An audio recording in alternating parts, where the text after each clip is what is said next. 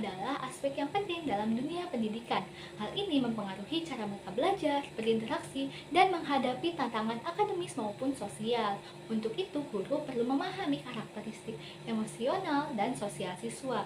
Maka dari itu, di sini saya akan menjelaskan secara singkat terkait definisi, karakteristik, dan implikasinya. Maka dari itu, simak terus videonya. Bye-bye! Oke, di sini kita akan belajar terlebih dahulu tentang definisi.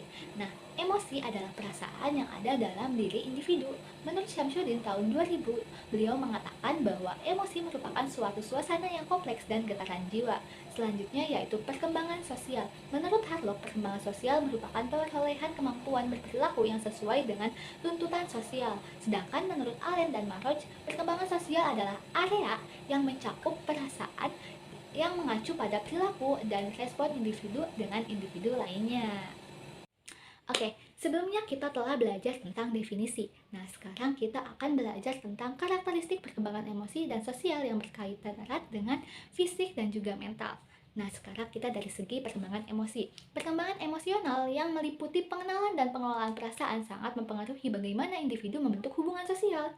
Individu yang mampu mengelola emosinya biasanya lebih mudah untuk berinteraksi, begitupun sebaliknya. Nah, selain itu, pada usia remaja di sini terjadi banyak perkembangan fisik, seperti perubahan hormon. Nah, perubahan hormon ini bisa menyebabkan perasaan yang lebih intens yang dapat mempengaruhi hubungannya dengan orang sekitarnya. Selanjutnya dari segi perkembangan sosial. Nah, dari segi perkembangan sosial. Oke, ketika tubuh seseorang berkembang seperti peningkatan kekuatan fisik, perubahan hormon, dan yang lainnya, ini seringkali mempengaruhi cara seseorang berinteraksi dengan orang lain. Karena ini akan berpengaruh pada rasa percaya diri mereka. Nah, rasa percaya diri inilah yang dapat menyebabkan pengaruh yang dapat mencebab yang Nah, rasa percaya diri inilah yang dapat mempengaruhi pola interaksi mereka.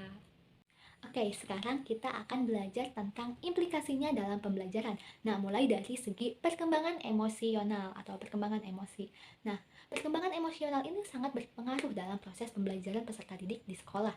Misalnya nih, ada pendidik. Nah, pendidik ini dapat menciptakan suasana kelas yang inklusif dengan mendorong interaksi positif antar peserta didik. Nah, ini dapat membantu dan dapat menciptakan rasa kebersamaan dan meningkatkan dukungan emosional di antara mereka. Oleh karena itu, pemahaman terhadap perkembangan emosi ini menjadi penting bagi pendidik. Nah, selanjutnya dari segi sosial. Dari segi sosial, anak sangat dipengaruhi oleh lingkungan sosialnya. Sekolah merupakan salah satu konteks yang memberikan peran penting dalam pengembangan keterampilan sosial peserta didik.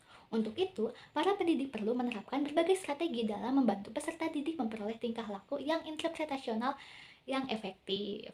Selanjutnya, nah tadi kan kita udah belajar definisi, karakteristik, dan juga implikasinya. Nah di sini saya ingin bercerita sedikit tentang pengalaman saya.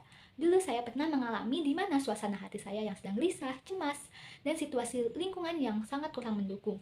Itu membuat konsentrasi belajar saya menjadi terganggu. Nah, materi yang saya pelajari jadi susah masuk. Bahkan saya menjadi sensitif dengan lingkungan sekitar dan semakin mengganggu selera saya untuk belajar dan berinteraksi secara positif. Oke, sekarang saya akan menyimpulkan dari awal sampai akhir. Menurut saya, perkembangan emosi dan sosial sangatlah penting dalam keberhasilan dari proses pembelajaran peserta didik.